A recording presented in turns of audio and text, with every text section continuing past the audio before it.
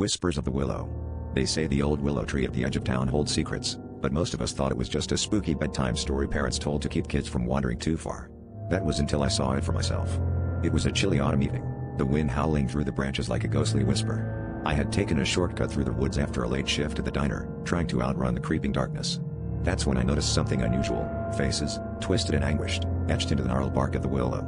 They seemed to move when the wind blew, mouths opening in silent screams.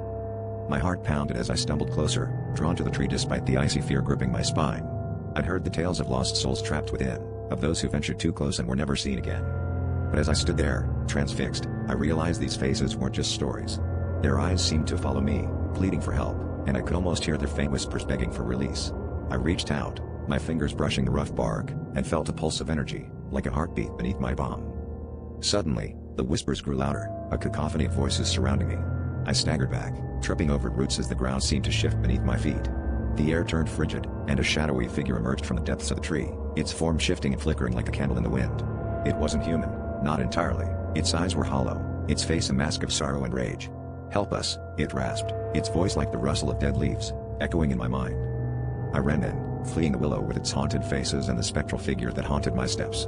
But even as I reached the safety of my home, I couldn't escape the feeling that the tree had marked me, that its sorrowful faces and desperate whispers had etched themselves into my soul.